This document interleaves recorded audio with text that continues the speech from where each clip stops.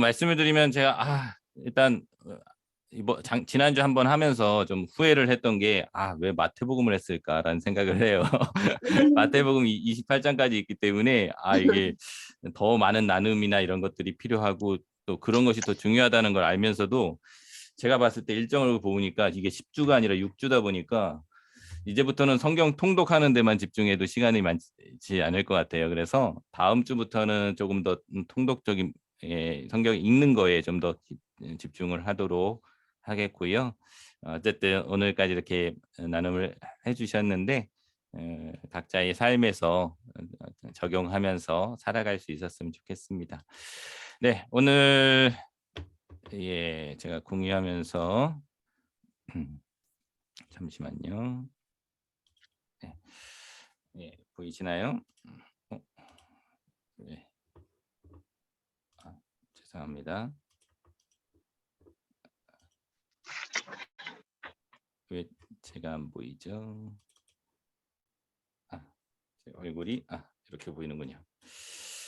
네, 우리가 일의 신학에 대해서 일의 신학으로 마태복음 읽게 했는데 이제부터 들어가는데요. 일의 신학 간단하게 지난주에 했던 내용들 정리를 해드리겠습니다. 다시 한번 오늘 이번 한 주만 확인을 더 하겠는데요. 일의 시작은 어디서부터 왔다고 했죠? 하나님께서 일하심으로 통해서 시작되었다라고 말씀드렸어요.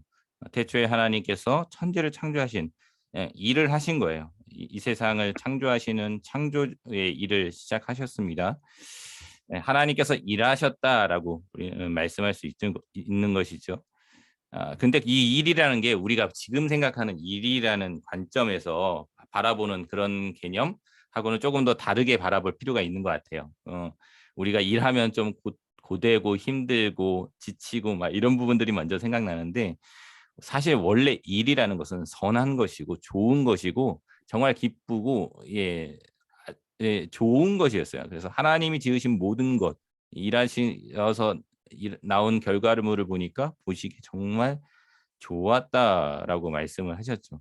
그래서 일은 좋은 것이었습니다. 선한 것이었어요. 그리고 그 일을 우리에게 주세요. 우리에게 주신 것은 일 시키는 게 아니에요. 지금의 일이라는 건 막 시키는 거 고생하고 막 그런 개념으로 바라볼 수 있는데 하나님은 그들에게 복을 주신 거예요. 일이 복이다라고 말하는 거예요. 그래서 생육하고 번성하라 다스리라 하는 모든 일들이 하나님은 복 주시기 위해서 주신 거다라고 볼 수 있어요. 그래서 특별히 이것은 이제 1장 26절에 하나님의 형상대로 창조된 사람들에게 하나님과 동일한 모습, 하나님의 그런 어떤 일함의 선함과 일의 열매의 기쁨을 같이 누릴 수 있도록 해주시기 위해서 또 하나님께서 또 우리에게 그 복을 우리에게 함께 주신 거예요. 문제는 그 일이 틀어졌죠. 죄로 인해서 틀어지기 시작합니다. 그래서 망가지고 두려워하고 하나님과 멀어질 수밖에 없고 영원히 죽을 수밖에 없는 일이 되면서 일이 고난이 됐다고 그랬고요. 또 일이 저주가 됐다고 했고요. 또 일이 죽음이 되었다. 죽을 때까지 일하고 또 일하다가 죽는 그런 인생이 되고 말았다라는 거예요. 그런데 그런 인생의 사람들을 위해서 하나님께서 다시 일하시죠. 우리를 위해서 다시 일하십니다. 6일 동안 천지를 창조하시는 일을 하시고 7일째 쉬셨던 하나님께서 이제 다시 창조의 일을 넘어서 구원의 일을 시작하십니다. 그래서 여자의 후손인 예수 그리스도를 보내시기 위한 준비를 시작하시고요. 가죽옷을 입히는 상징적인 모습을 통해서 내가 너희의 죄를 허물을 부끄러운 것들을 덮어주리라 말씀하시면서 일하시기 시작합니다. 이때부터도 구속의 모든 일들이 시작이 된 거예요. 그래서 예수님께서 이 땅에 오셔서 수고하고 무거운 짐진 우리들에게 오늘도 지쳐서 겨우 살아가는 사람들에게 쉼을 주신다라고 말씀하셨고요. 그 일의 완성이 예수 그리스도의 십자가를 통해서 이루어집니다. 그리고 그 일을 완성하시고 나서 다 이루었다라고 말씀하세요. 일의 회복을 또 완성하시고 그로 인해서 우리가 다시 구원받고 영원한 생명을 살아갈 수 있는 은혜를 허락해 주신 것이죠. 그래서 우리의 일은 다시 기쁨이 되어야 된다라는 거예요. 그런 어떤 맛보기를 제자들은 살아가게 되었던 거고요. 근데 우리는 지금 이미와 아직의 사이의 삶에 있다고 했어요. 이미 우리는 예수 그리스도의 십자가로 인해서 일의 저주에서 구속되었고 해방되었다라고 말할 수 있는데 아직은 여전히 우리는 이 세상에서 살아가요. 이 세상은 하나님의 통치하심도 있지만 사단의 통치의 지배하에 아직 남아 있어요. 그래서 일이 아직도 저주로서 남아 있고 일이 고통으로 남아 있는 세상이에요. 그러면 우리가 어떻게 살아야 되냐? 이 이미와 아직 사이에서 일을 변화시키고 일이 하나님의 뜻대로 하나님이 기뻐하시는 일이 될 수 있도록 우리는 살아가는 것, 그게 중요하다라고 했습니다. 그래서 이 모든 것을 바라볼 때 이렇게 고백할 수 있었으면 좋겠어요. 내가 그리스도와 함께 십자가에 못 박혔나니. 그런 적 이제는 내가 사는 것이 아니요. 내가 일하며 그냥 먹고 살기 위해 사는 것이 아니요. 오직 내 안에 그리스도께서 사시는 것이다. 그래서 이제 내가 육체 가운데 사는 것은 내가 일하며 살아가는 것, 내가 육체 가운데 일하는 모든 것들은요. 나를 사랑하사 나를 위하여 자기 자신을 버리신 하나님의 아들을 믿는 믿음 안에서 살고 믿음 안에서 일하고 믿음 안에서 일의 회복을 얻는 것이다라는 것들을 고백하면서 살아갈 수 있었으면 좋겠습니다. 그래서 우리가 마태복음 1장부터 쭉 이렇게 봤어요. 그래서 마태복음 1장의 내용들을 봤는데 1장에 먼저 무엇이 나오죠? 계보가 나옵니다. 예수 그리스도의 계보가 나와요. 이거는 예수님께서 금수저다 자랑하시려는 게 아니고요. 아브라함의 직통이다, 뭐 다윗의 후손이다 이걸 자랑하려는 게 아니고 나를 위하신 하나님의 일하심을 볼 수 있는 거예요. 언제부터요? 아브라함부터 아니 그 전부터죠. 그 모든 과정 속에서 하나님께서 일하시고 수천 년 동안 그 수많은 사람들을 통해서 일하셨고 또 그것의 완성이 예수 그리스도께서 오신 것이다라는 것을 보여주고 있는 것이고요. 그에 대한 하나님의 일하심에 대한 우리의 반응을 보면 나는 하나님을 위하여 살아가고 있는가 한번 돌아보기 바래요. 수천 년 동안 수많은 사람들을 통해서 우리를 구원하시는 일을 하신 하나님 향하여 우리는 일하며 하나님을 위해 일하며 살아가고 있는가 내가 일하는 모습 모든 부분에 있어서 돌아봤으면 좋겠고요. 예수 그리스도의 탄생에 대한 부분도 말씀드렸습니다. 하나님은 그냥 오신 게 아니에요. 하나님 영광되게 온 게 아니라 나를 위해서 오신 거예요. 그 영원하신 하나님께서요. 인간의 몸으로 입고 오셨다는 거는요. 그냥 짠 하고 이렇게 마술 부린 게 아니고요. 내 모든 몸을 막 이렇게 꽁꽁 묶인 상태로 태어났다라고 보시면 돼요. 자, 모든 것을 하실 수 있는 하나님께서 아무것도 못하고 정말 인간의 모습으로 오신다는 게 얼마나 고통스러운 일인가는 우리가 영적인 존재로서 바라보지 않으면 모르는 거거든요. 그 일을 위해 이 땅에 오셨습니다. 예수님께서. 왜요? 나를 사랑하시기 때문에. 나를 위해서 이 땅에 오신 거예요. 그 고통, 고난도 다 감수하시기 위해서 이 땅에 오신 거죠. 나는 그 하나님을 사랑하며 그 하나님을 감사하며 살아가고 있는가 한번 바라봤으면 좋겠고요. 2장에서는 동방박사 이야기가 나왔습니다. 나를 위해서 수고하시는 하나님. 하나님께서 생각해 보니까 하나님께서 이 동방박사를 그 수백 킬로, 수천 킬로에서부터 불러 오신 거예요. 우리를 위해서, 우리의 구원의 역사를 위해서. 더 나아가서요. 별을 이동시킵니다. 야, 내가 세상에 별을 따다 주겠어. 막 사랑하는 사람한테 그런 얘기도 하죠. 그런데 진짜 하나님께서는 별을 이동시켜 주신 거예요. 예수 그리스도의 탄생을 보여주시고 그 메시아가 이 땅에 오셨음을 보여주시기 위해서 우리 그에 대한 우리의 반응은 하나님께 감사하고 또 이 동방 박사의 모습을 통해서 우리가 얘기했죠. 전문성을 가지고 최선을 다해서 자신의 일을 통해서 하나님을 만날 수 있는 그런 삶이 되어야 된다라는 것을 말씀드렸고요. 네. 그리고 동방 박사는 어떤 것을 얻기 위해서 온 게 아니라 어떤 것을 드리기 위해서 왔어요. 예물을 드리면서 왔습니다. 하나님은 우리를 위해서 선물을 주셨죠. 그의 아들이라는 그의 생명이라는 귀한 선물을 주셨어요. 이미 우리에게 주신 거예요. 너무도 큰 선물을 우리에게 주셨죠. 그러면 우리는 무엇을 받을까를 위해서 신앙생활을 하는 게 아니라요. 이미 받은 하나님의 은혜, 하나님의 선물을 바라보면서 이제 나는 무엇을 드릴까? 하나님을 위해서 내가 할 수 있는 일은 무엇인가 생각해 보길 바래요. 내가 하나님의 귀한 선물로서 살아가길 바라고요. 2장 후반절에 보면 애굽으로 피신하는 이제 요셉과 마리아가 애굽으로 피신하고 다시 나사렛으로 거주하는 이야기들이 나왔습니다. 위기의 상황 속에서도 피할 길을 내시는 하나님을 우리는 볼 수 있고요. 우리는 그런 관점에서 바라봐야 되죠. 어려운 일을 이겨낼 말씀을 우리는 듣고 있는가? 애굽으로 피신하고 나사렛으로 돌아오는 모든 과정은 하나님의 말씀을 듣고 그 말씀에 순종함으로써 나왔거든요. 그래서 나는 그런 어려운 상황들, 내가 일하다 보면 많은 어려움들이 있을 때 어떻게 그 모든 것들을 극복하며 살아가는가? 그것의 대안을 어떻게 찾아내는가? 말씀 안에서, 말씀을 바라보면서 믿음 안에서 그 문제들을 해결해 나가고 있는가 바라봤으면 좋겠습니다. 오늘 3장부터 이제 성경 통독할 텐데요. 오늘은 한번 제가 저기 화면에다가 제가 이렇게 보여드렸어요. 혹시 성경책으로 보시고 싶으신 분들은 성경책으로 보시고 여기 있는 내용들을 직접 화면으로 보셔도 됩니다. 보시고 싶으신 분들은요. 마태복음 3장 1절부터 12절에는요. 세례 요한의 천국 전파의 이야기가 나오는데요. 제가 봉독을 해드리도록 하겠습니다.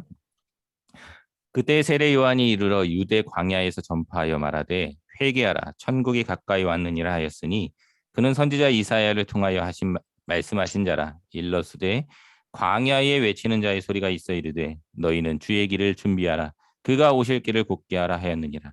이 요한은 낙타털 옷을 입고 허리에 가죽띠를 띠고 음식은 메뚜기와 석청이었더라.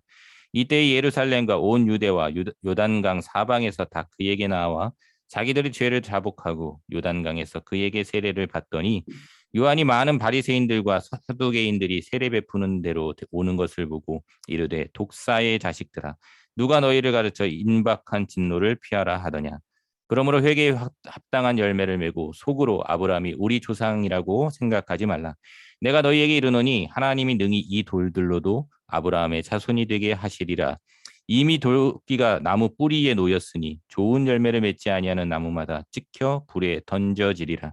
나는 너희를 회개하게 하기 위하여 물로 세례를 베풀거니와 내 뒤에 오시는 이는 나보다 능력이 많으시니 나는 그의 신을 들기에도 감당하지 못하겠노라. 그는 성령과 불로 너희에게 세례를 베푸실 것이요 손에 키를 들고 자기의 타작마당을 정하게 하사 알곡은 모아 곡간에 들이고 죽정이는 꺼지지 않는 불에 태우시리라. 아멘. 네, 3장 1절에서 12절의 말씀에는 세례 요한이 나옵니다. 하나님께서는 이제 일하실 하나님 사람을 불러서 또 새로운 사명들을 주세요. 세례 요한에게 주신 사명은 광야에 외치는 자가 되라. 그리고 예수 그리스도의 길을 예비하는 자가 되라라고 말씀하고 계신 겁니다. 하나님께서는 우리에게 이렇게 사명을 주세요. 그래서 살아갈 때 어떠한 일을 통해서든 하나님께서는요. 말씀을 전하라. 그리고 예수 그리스도를 전하는 삶이 되어라라고 이야기합니다. 저는 목사가 아닌데요. 저는 그냥 일하고 저는 가정주부인데요라고 생각할 수 있어요. 근데 아니에요. 하나님은 우리의 모든 일을 통해서 복음을 전하는 삶을 살기를 원해요. 사실 우리는 광야와 같은 삶을 살아가는 사람이거든요. 이 세상은 광야 같은 존재예요. 하나님은 우리에게 이런 사명을 주세요. 광야에 외치는 자의 소리가 되어라. 이 세상에 우리의 가정이 광야와 같고 우리의 사회가 광야와 같고 우리 이 나라가 광야와 같을지라도 그 광야에서 외치며 또 회복의 소리를 외치며 하나님의 복음을 전하며 살아가는 사람이 되라고 이야기하고 계신 거예요. 직접적인 전도도 중요하지만요. 여러분이 일하는 일터에서 일하는 모습을 통해서 복음이 전해졌으면 좋겠어요. 하나님의 나라의 복음은요. 하나님의 나라에 주시는 그 기쁨, 그 평화, 사랑을 전하는 거예요. 여러분은 그런 일터에서 그런 삶을 살아가고 있습니까? 거래처랑 맨날 싸움만 해요. 조금도 지지 않습니다. 양보하지 않습니다. 물론 세상은 그렇게 얘기해요. 내가 지지 말고 내가 이겨야 된다. 협상에서 이겨내야 된다라고만 얘기를 합니다. 그러고 복음을 전했을 때 복음이 전해질까요? 자녀들 앞에서 자녀를 키우는데 자녀들 앞에서는 말씀과 전혀 상관없이 살아갑니다. 그리고는 교회 나가라고 해요. 아이들이 교회에 나갈까요? 나가요. 나가죠. 어릴 때까지만. 성인이 되기 전까지 나가는데 자신의 의지가 이제 생기게 되면 안 나가게 돼요. 그렇죠? 하나님의 말씀이 하나님의 복음이 부모님을 통해서 드러나지가 않거든요. 또 우리가 삶의 모습에서 복음을 전할 수 있어야 돼요. 우리 이 땅이 광야가 좀 샘물이 되고 또 평화가 되고 하나님의 그런 천국의 모습들이 되어 갈 수 있도록 우리는 변화되어야 합니다. 물론 일하고 소득을 얻는 것, 이득을 얻는 것 중요하지만 그 과정 속에서의 더 중요한 사명이 있다라는 것들을 여러분이 기억했으면 좋겠습니다. 그래서 주의 길을 준비하라. 오실 길을 굳게 하라. 예수 그리스도의 그런 모습들을 예표하면서 살아갈 수 있는 이 세례 요한의 모습을 보면서 그렇게 살아갈 수 있었으면 좋겠습니다. 이 세례 요한의 모습을 이후에 예수님께서는 이 세례 요한을 통해서 세례를 받는 사건이 나오는데요. 마태복음 3장 13절에서 17절 말씀을 제가 읽어드립니다. 이때 예수께서 갈릴리로부터 요단강에 이르러 요한에게 세례를 받으려 하시니 요한이 말려 이르되 내가 당신에게서 세례를 받아야 할 터인데 당신이 내게로 오시나이까. 예수께서 대답하여 이르시되 이제 허락하라. 우리가 이와 같이 하여 모든 의를 이루는 것이 합당하니라 하시니 이에 요한이 허락하는지라. 예수께서 세례를 받으시고 곧 물에서 올라오실새 하늘이 열리고 하나님의 성령이 비둘기같이 내려 자기 위에 임하심을 보시더니 하늘로부터 소리가 있어 말씀하시되 이는 내 사랑하는 아들이요 내 기뻐하는 자라 하시니라. 아멘. 예수님께서 세례를 받으세요. 여러분 이게 이해가 가십니까? 너무 그냥 생각 없이 읽으시면 뭐 그럴 수 있지라고 생각하는데 세례가 뭐냐면요. 죄사함의 표식이에요. 죄사함의 표식. 근데 예수님이 죄가 있으세요? 없어요. 죄는 없으시니라 인간과 같이 시험을 받지만 죄는 없다고 히브리서 저자는 말합니다. 근데 왜 세례를 받죠? 이게 당황해가지고 세례 요한도 예수님께서 왜 저한테 세례를 받으세요라고 이야기하는 거예요. 근데 하나님께서 이것이 하나님의 의의를 이루는 것이다라고 이야기를 합니다.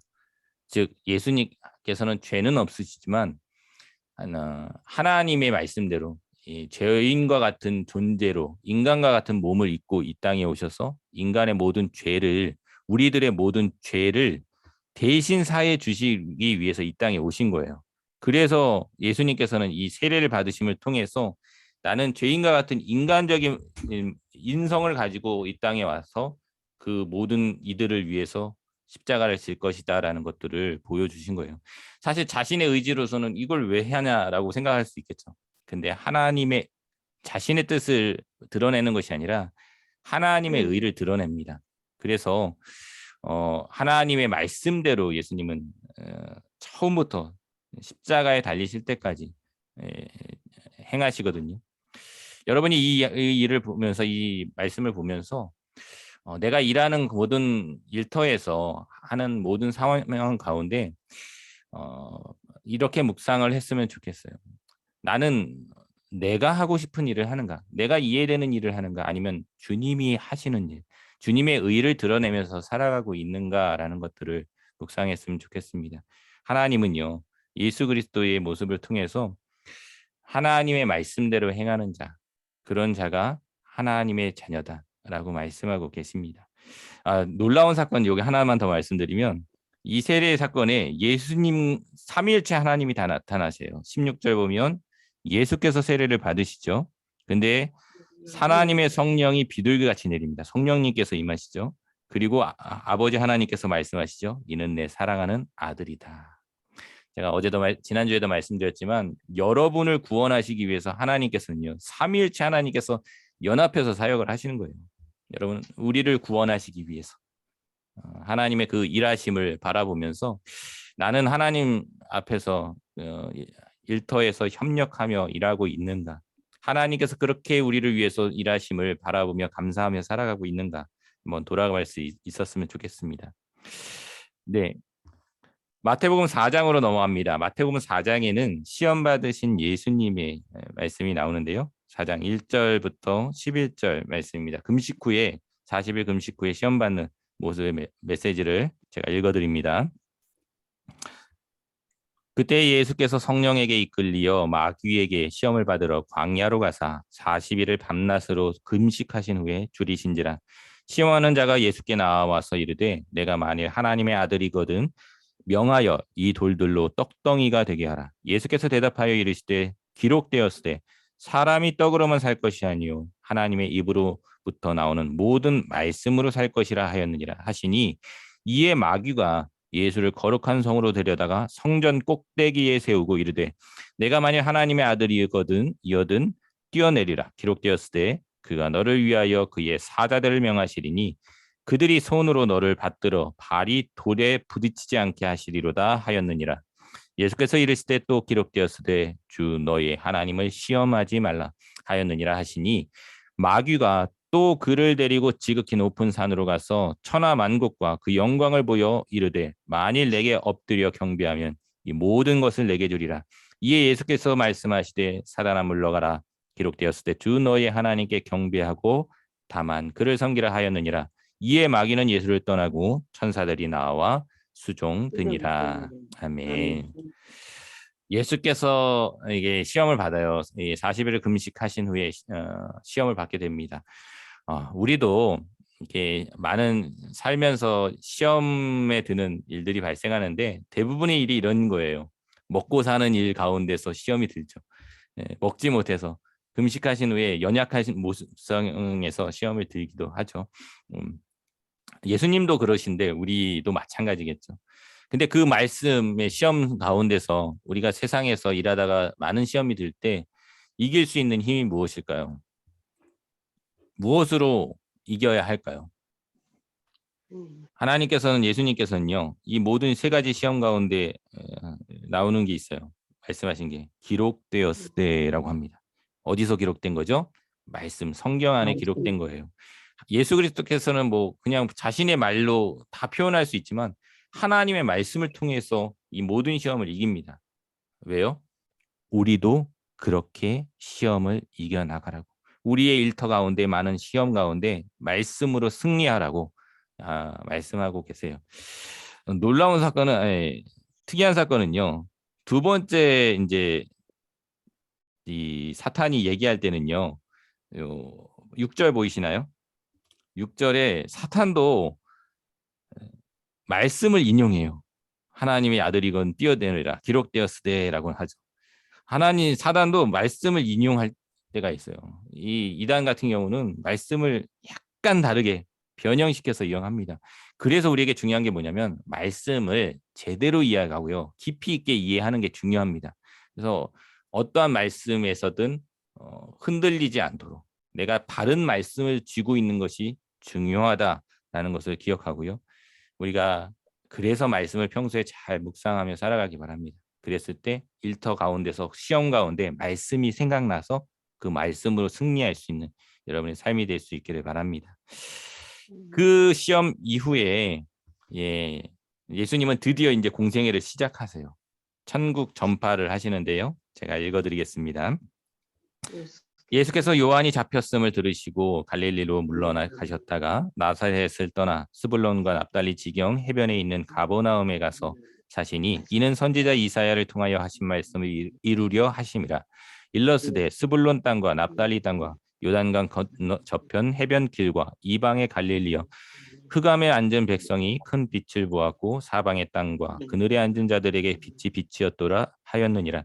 이때부터 예수께서 비로소 전파하여 이르시되 회개하라 천국이 가까이 왔느니라 하시더라. 아멘.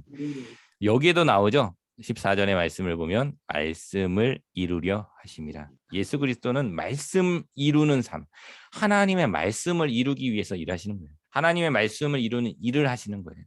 우리는 어떤 일을 합니까? 말씀을 이루는 하나님의 말씀대로 일하고 있습니까? 하나님의 우리의 일이 하나님이 이루고자 하시는 뜻대로 그 일로 향하여 나아가고 있습니까? 하나님의 말씀이 나를 통해서 이루어지고 있습니까? 돌아봤으면 좋겠어요. 모든 일의 시작이 말씀으로 시작했듯이 예수님께서 시작하셨듯이 우리의 일도 주님 기도함으로 말씀 봄으로 시작될 수 있기를 바랍니다. 그럴 때 일이 올바르게 시작될 수 있는 거예요. 바른 일이 될 수 있는 거예요. 일이 다시금 회복될 수 있는 겁니다. 여러분이 말씀 안에서 일을 시작할 수 있기를 바랍니다. 네. 그리고 시작하신 일이 뭐냐면 어부를 부르신 거예요. 제자들을 부르십니다. 그 사건을 제가 읽어드립니다.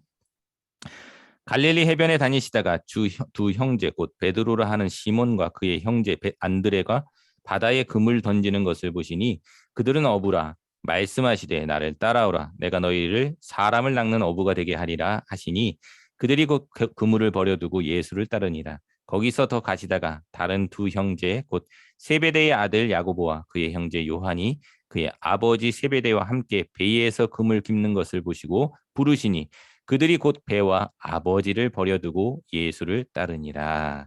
아멘. 예. 예수님께서 드디어 공생애를 시작하시는데요. 그 첫 번째 시험을 이기고 나서 먼저 하신 일이 뭐냐면 어부들을 부르시는 사건이에요. 예수님은 왜 어부들을 제자로 부르셨을까요? 혼자 일하기 힘들어서? 아니죠. 하나님께서는 언제나 혼자 다 하실 수 있죠. 천지도 다 혼자 스스로 창조하실 수 있는 분이 왜 어부들을 인간들을 제자로 부르실까요? 첫째는 그들과 함께 일하시기를 원하시기 때문이에요. 혼자 영광 받지 않고 우리와 함께 영광을 같이 누리기를 원하시기 때문이고요. 또 하나는 제자들을 통해서 하나님의 복음이 한 명 한 명을 1대1로 전파될 수 있기를 원하시는 거예요. 우리에게도 그런 사명이 있습니다. 우리가 주님의 제자다라고 말하는 것은요. 주님의 부르심을 따라서 먼저는 우리를 통해서 하나님의 일이 완성되기를 원하시는 하나님의 뜻이 있고요. 그래서 결국은 우리도 같이 영광받는 존재가 되기를 원하세요. 천국에 우리를 부르셨을 때 물론 다 하나님이 다 하실 일이지만 하나님께서 너희도 이랬다. 나와 같이 이랬다라고 인정해 주신 그 영광을 주시기 위해서 우리에게 일을 주시는 겁니다. 그랬을 때 하나님께서 이 제자들 통해서 은혜를 주셨던 것처럼 우리를 통해서 하나님께서 놀라운 은혜를 허락해 주시기를 믿습니다. 여러분은 주님과 함께 일하고 부르심을 받은 삶입니까? 오늘 일터를 생각하면서 일함을 생각하면서 나는 제자로서 부름받은 사람이다라는 것들을 꼭 기억하면 좋겠습니다. 그리고 예수님의 이제 3대 사역이 나와요. 3대 사역의 정의가 나옵니다. 제가 읽어드립니다. 예수께서 온 갈릴리에 두루다니사 그들의 회당에서 가르치시며 천국 복음을 전파하시며 백성 중에 모든 병과 모든 약한 것을 고치시니 그의 소문이 온 수리아에 퍼진지라. 사람들이 모든 앓는 자 곧 각종 병에 걸려서 고통당하는 자 귀신 들린 자 간질하는 자 중풍병자들을 데려오시니 그들을 고치시더라. 갈릴리와 데가볼리와 예루살렘과 유대와 요단강 건너편에서 수많은 무리가 따르니라. 아멘. 예수님의 3대 사역이 나옵니다. 예수님 이걸 3대 사역이라고 하거든요. 가르치시고 복음 전파하시고 백성 중에 위해서 약한 것을 고치시는 거예요. 줄여서 가전고 또는 가복고라고도 얘기합니다. 가르치시고 복음 전파하시고 고치신다라고 하는 거예요. 주님께서 하시는 귀한 일들 핵심이 이거라는 거예요. 가르치심을 통해서 하나님 알지 못하는 자, 또 복음을 알지 못하는 자, 옳은 것을 알지 못하며 살아가는 사람에게 알려주시고요. 복음을 전파하셔서 구원하시고요. 또 이 세상에서의 모든 약한 것, 연약한 것들을 고치시는 사역입니다. 바로 이것은 우리의 사역이기도 하여 주님과 우리가 동행하며 제자로 부르셨기 때문에 우리는 가르쳐야 돼요. 옳지 못한 것들을 세상에 가르쳐야 되고요. 바른 길로 또 복음을 전해야 되고요. 또 약한 것들을 위해서 고치는 사역을 해야 됩니다. 여러분의 일터에서 멀리서가 아니라 여러분이 지금 계신 곳에서 일하는 겁니다. 여러분은 그런 사명을 감당하고 계십니까? 특별히 아픈 사람, 마음이 약한 사람, 힘든 사람들을 위해서 치유하는 일들을 함께 하고 있습니까? 한번 돌아봤으면 좋겠어요. 내 일터에서, 내 주변의 사람들 중에서 아픈 사람은 누굴까? 육신이 아프고 마음이 아프고 영혼이 아픈 사람은 누굴까? 한번 돌아왔으면 좋겠습니다. 수많은 무리가 따른다고 했는데요. 진짜 여러분이 주님을 따라가는 그런 삶이 됐으면 좋겠습니다. 그것이 나의 일, 예수님의 3대 사역이 나의 일이 되길 바랍니다. 이후에 마태복음 5장으로 넘어갑니다. 산상수훈이 나오는데 유명한 말씀이죠. 산상수훈의 말씀을 네. 네. 네. 산상수훈 말씀은 첫 번째 말씀이 제가 빠졌네요. 제가 성경책으로 읽어드립니다. 죄송합니다. 1절부터 12절 말씀에 팔복의 내용이 나오는데 제가 이게 빠졌네요. 제가 팔복 말씀 읽어드립니다. 예수께서 무리를 보시고 산에 올라가 앉으시니 제자들이 나온지라 입을 열어 가르쳐 이르시되 심령이 가난한 자는 복이 있나니 천국이 그들의 것이며 애통하는 자는 복이 있나니 그들이 위로를 받을 것이며 온유한 자는 복이 있나니 그들이 땅을 기업으로 받을 것이며 의에 줄이고 목마른 자는 복이 있나니 그들이 배부를 것이며 긍휼히 여기는 자는 복이 있나니 그들이 긍휼히 여김을 받을 것이며 마음이 청결한 자는 복이 있나니 그들이 하나님을 볼 것이며 화평하게 하는 자는 복이 있나니 그들이 하나님의 아들이라 일컬음을 받을 것이며 의를 위하여 박해를 받은 자는 복이 있나니 천국이 그들의 것임이라. 나로 말미암아 너희를 욕하고 박해하고 거짓으로 너희를 거슬러 모든 악한 말을 할 때에는 너희에게 복이 있나니 기뻐하고 즐거워라. 하늘에서 너희의 상이 큼이라. 너희 전에 있던 선지자들도 이같이 박해하였느니라. 예. 팔복 말씀 여러분 잘 아시죠? 이미 너무도 잘 아는 말씀인데 우리가 이 팔복 말씀 생각하면서 하나를 생각했으면 좋겠어요. 이 팔복의 말씀은요. 그냥 여러분 이렇게 생활하면 복 받는다라는 개념이 아니에요. 가난하면 복 받고 애통하면 복 받는다. 뭐 의에 줄이고 목마른 삶을 살면 복 받는다. 구원 받는다. 천국 간다. 이런 개념을 말하는 게 아닙니다. 하나님의 복은요. 행위로 인한 복이 아니에요. 먼저 주어진 복이에요. 우리가 하는 것 없이 주어진 복입니다. 그래서 하나님은요. 이렇게 말하는 거예요. 이미 천국이 가까이 왔다. 그러므로 가난한 자에게 복이 임한 것이다. 애통하던 자에게도 천국이 가까이 온다. 온유한 자에게도 천국이 가까운다. 그로 인해서 여러분이 가난하던 자, 이 세상에서 고통받던 자, 눈물 흘리던 자, 또 어떻게 살아가던 자에든 하나님께서 천국의 복음을 주신다라는 거예요. 물론 그렇다고 해서 우리가 그냥 이렇게 막 살아가도 되느냐? 그건 아니죠.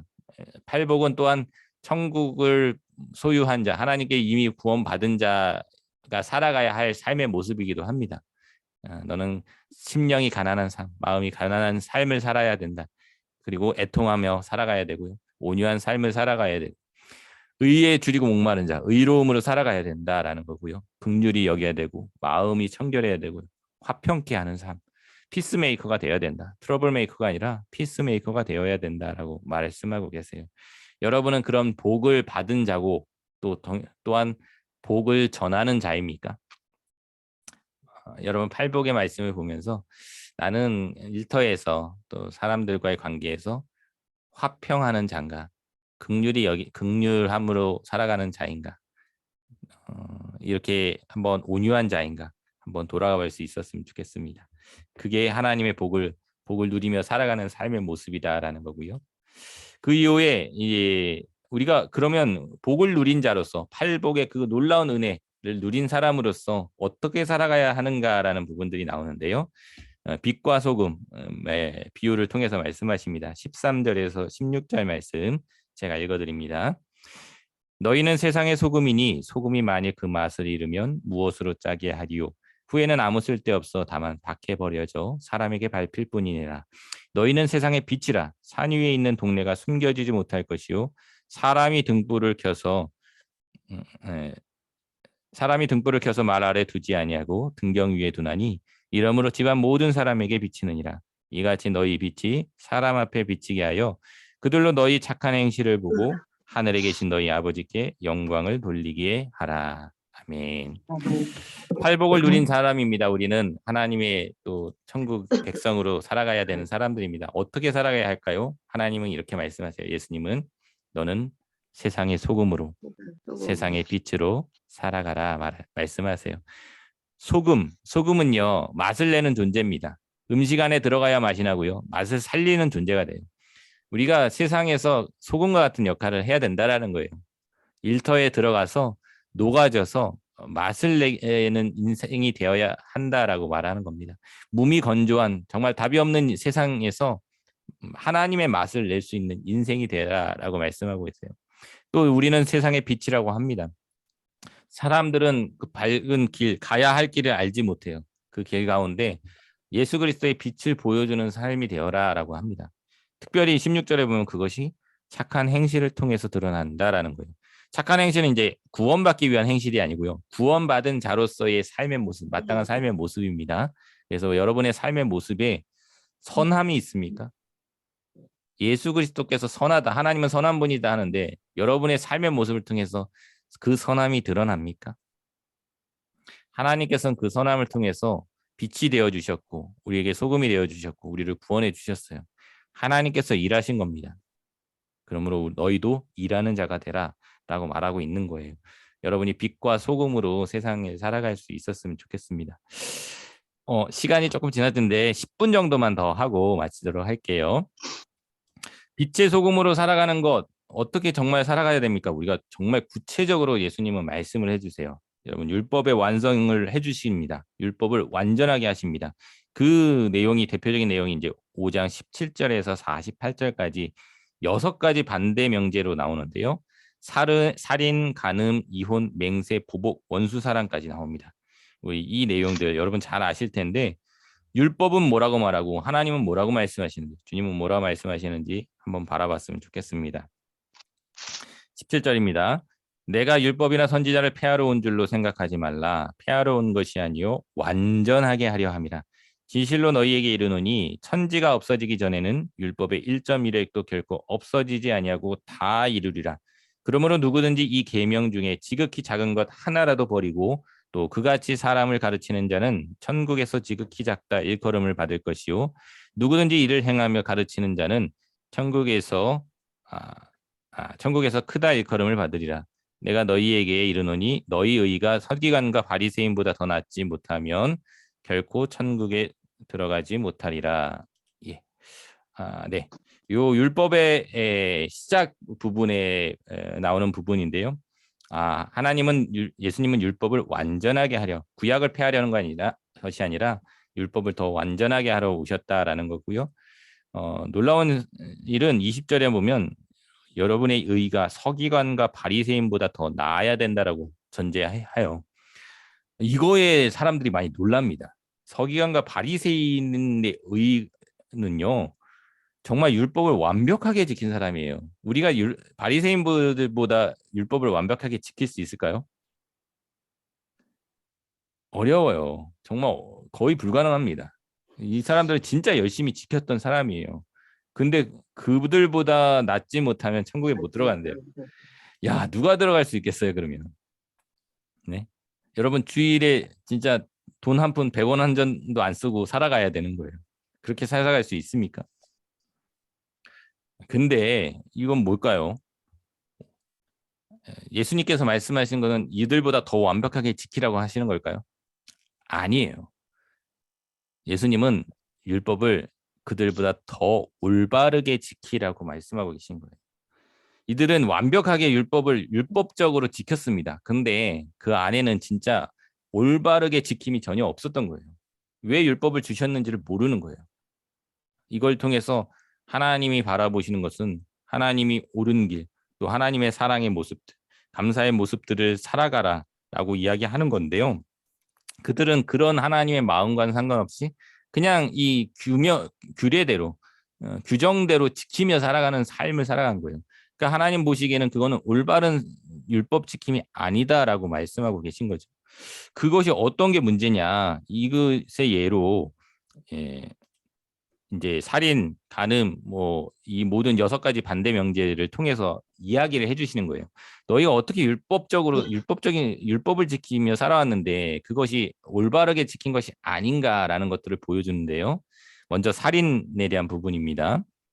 21절부터 읽어드립니다. 옛 사람에게 말한 바 살인하지 말라. 누구든지 살인하면 심판을 받게 되리라 하였다는 것을 너희가 들었으나 나는 너희에게 이르노니 형제에게 노하는 자마다 심판을 받게 되고 형제를 대하여 나가라 하는 자는 공회에 잡혀가게 되고 미련한 놈이라 하는 자는 지옥불에 들어가게 되리라.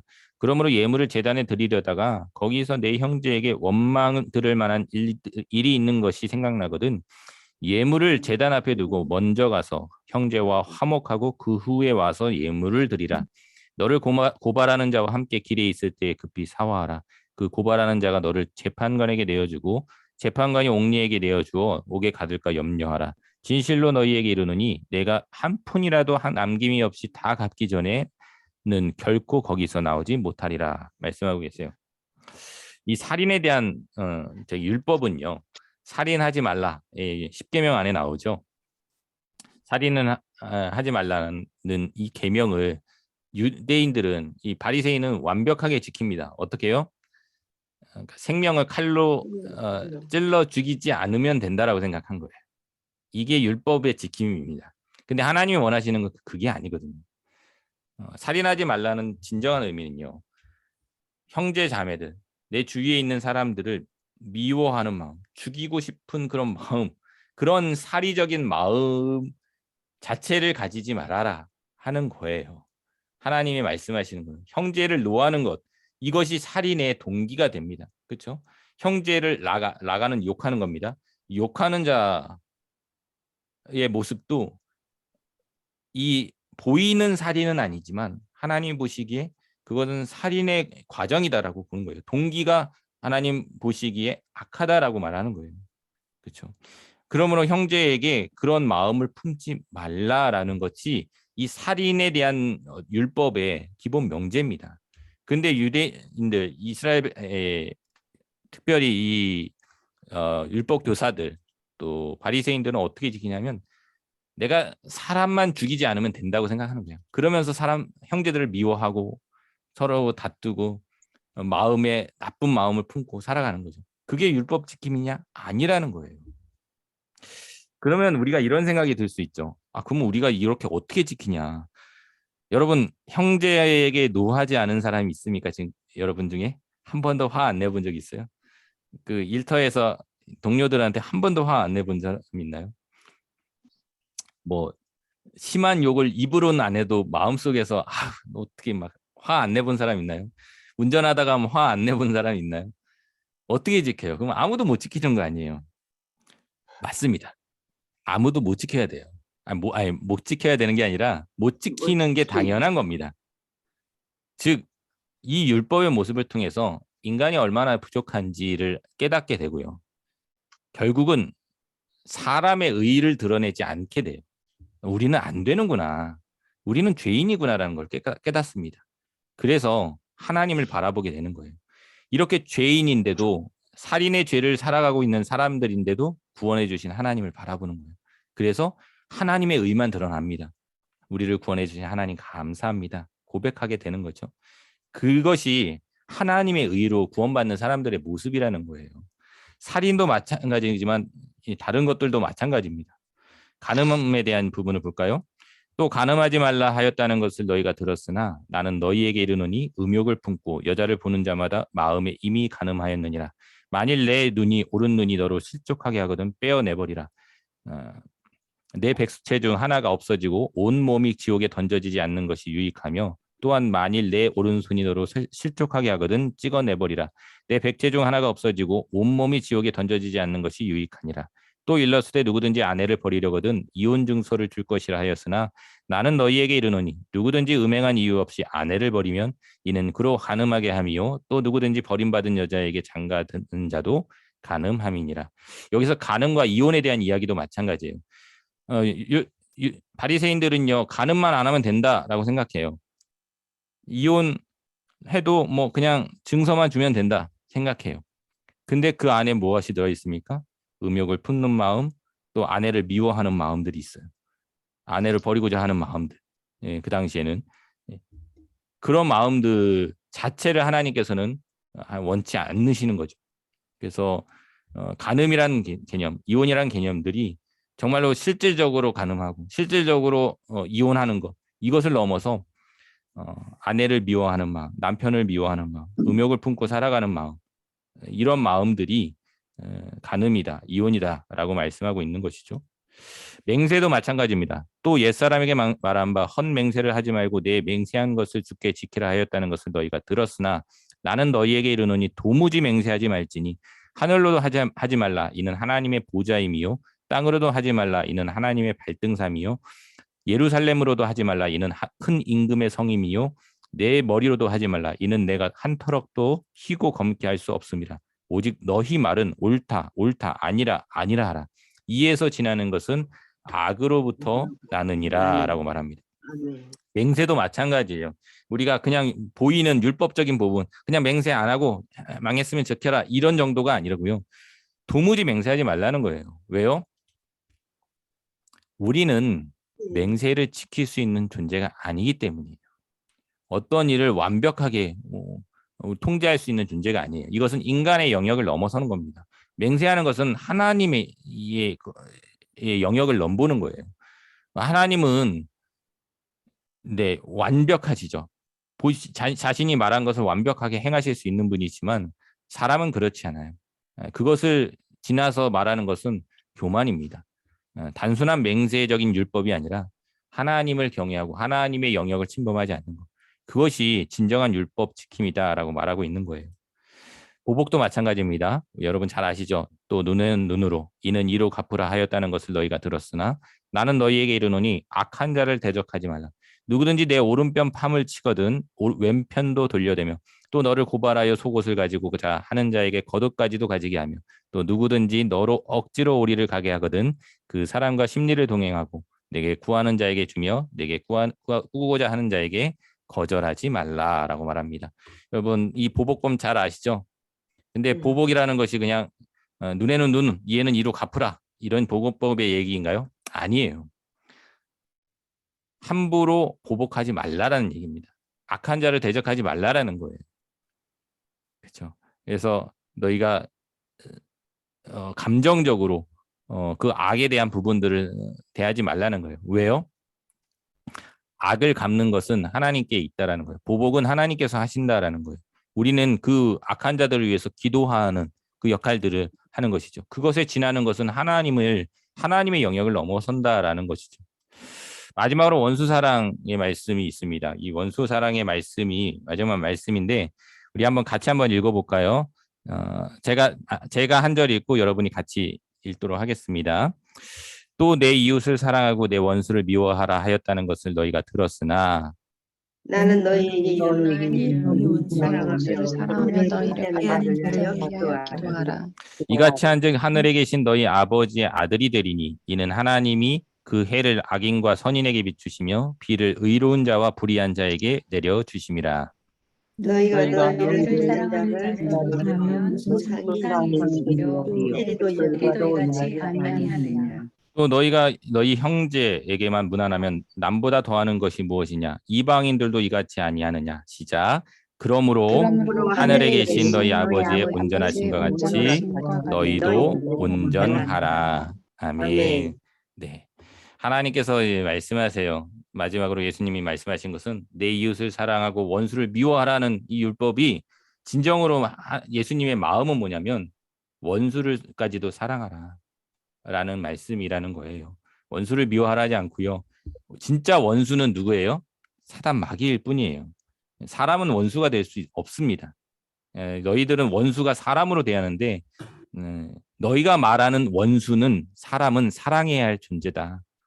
그들이 원수 사탄 마귀 속에 있지만 그거에 이끌려서 살아가서 저런 모습들이 보여지지만 그들을 위해서 기도해야 한다라는 것이 하나님은 그들까지도 사랑하면서 그들의 앞에서 하나님의 제자로서 하나님의 백성으로서의 모습을 보이며 살아가는 것이 진짜 율법을 지키는 것이다라고 말하고 있습니다. 여러분이 살아가면서 또 일터에서 어떻게 살아가고 있습니까? 이 말씀을 실천하며 살아가고 있습니까? 누구나 다 알고 있지만 진짜 그렇게 살아가고 있나요? 내 이웃을 사랑하고 원수를 사랑하며 살아가고 있습니까? 원수까지도 사랑하면서 살아가고 있습니까? 오늘도 원수 같은 사람이 나타날 수 있어요. 여러분의 삶에서. 그렇죠? 여러분의 삶에서 진짜 원수 같은 존재들이 우리 가정에서도 나타날 수 있고 일터에서도 나타날 수 있습니다. 말씀을 본다라는 건 그런 거예요. 그 원수가 나타났을 때 이 말씀 그래서 나에게 주셨구나. 이 원수를 이겨낼 수 있고 사단이 아니라 사람을 미워할 게 아니라 사단을 미워하고 사람은 사랑해야 되는구나. 그 말씀을 오늘 하루 실천해 봤으면 좋겠습니다. 또 원수 욕하고 싶은 형제들이 나타날 때 주님 말씀 기록되었을 때 주님 원수를 사랑하라 하셨사오니 그 말씀대로 하게 하옵소서 마음으로 고백하고 승리하는 것. 이게 오늘 말씀을 읽는 핵심이라고 생각해요. 제가 오늘 7장까지도 하고 싶었는데 너무 많은 시간이 갔습니다. 죄송합니다. 다음 주부터는 말씀 통독에만 이제 집중을 하도록 할 테니까요. 그렇게 이해해 주시고요. 오늘 말씀 진짜 하나님의 마음은 무엇인가? 라는 것들을 생각하면서 승리하며 나아갔으면 좋겠습니다. 제가 기도하고 마치겠습니다. 하나님 아버지, 오늘도 말씀을 보며 한 주간을 살아갈 힘을 얻습니다. 또 오늘 하루하루를 살아갈 힘을 가집니다. 하나님, 내가 겉으로 보이는 인간이 보기에 또 말씀을 지키며 살아가는 것, 율법적 행위를 하는 것, 신앙생활을 하는 것을 넘어서 진짜 하나님이 원하시는 마음을 지키며 하나님을 닮아가는 삶이 되게 하여 주시옵소서. 오늘도 그 말씀을 위배하는 삶이 되고 싶은 유혹들이 있을 겁니다. 미워하는 마음이 생기고 또 여러 가지 어려움들이 발생할 때 하나님의 말씀을 지키기가 참 어려울 텐데 그 가운데서도 오늘 말씀이 생각나게 하여 주셔서 그 말씀대로 살아가는 승리의 삶을 한번 경험할 수 있도록 인도하여 주시옵소서.